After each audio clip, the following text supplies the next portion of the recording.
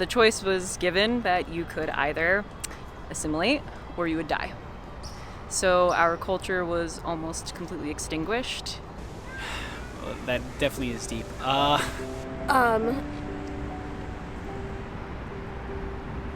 lot of trauma around bullying and body image issues from, middle and high school years.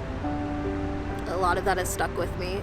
Trauma from being different from my peers in school by being deaf or hard of hearing and wearing hearing aids, and always being the disabled kid in a normal public hearing school.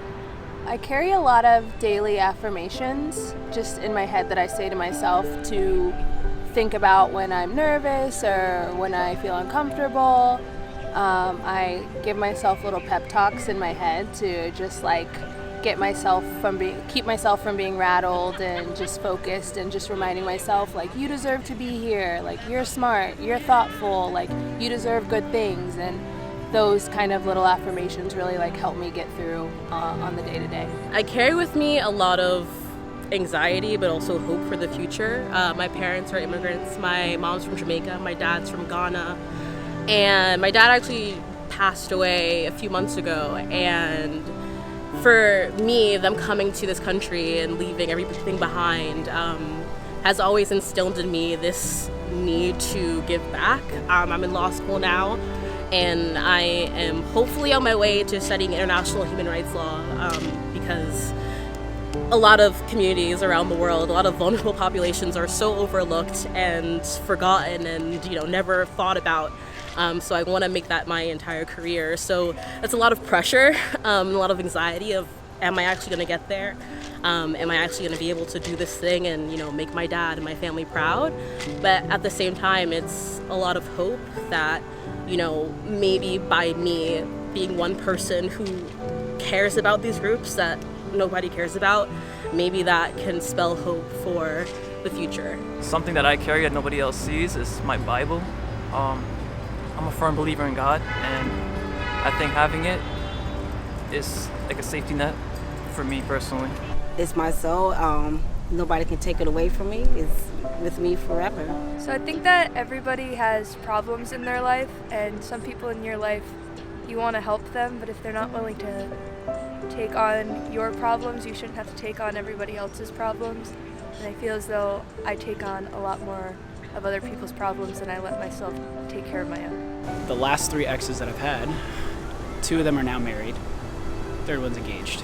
It is my past, but I also am willing to still work past it to be able to trust other people and be able to try and be vulnerable and try and get into relationships again. I carry the memory of my ancestors. We are an indigenous people from El Salvador, and history hasn't been kind to a lot of indigenous groups, period. So our community was part of an ethnocide in about 1920s, 1930s, and the choice was given that you could either assimilate or you would die. So our culture was almost completely extinguished. Within the last 10 years, though, community groups of young people my own age in our country are reaching out to help our elders and to help restore our language, help restore our culture, and carry that on. Since our elders we're losing them. So I carry that memory with me every day. I'm trying to do more in the world. I'm going to law school. I've put myself through my entire schooling, and I'm trying to make a better life for my family, for my community, and to have a space for us where there hasn't really been a space for Indigenous people, and especially smaller communities that the world forgets. I think one thing I carry with me that other people can't see is this relentless feeling of uncertainty, but that's also somewhat motivational, right? Just kind of that roller coaster of nothing's certain in life, and every next step's kind of scary and every next step's uncertain, but you got to tackle it head on, and I think that's the best way you got to approach it. It's going to put you in the most positive situation to enjoy success. Nice. I like that. Yeah.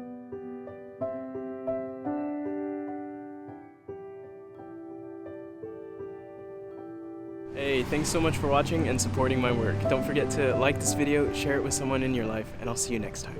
Take care.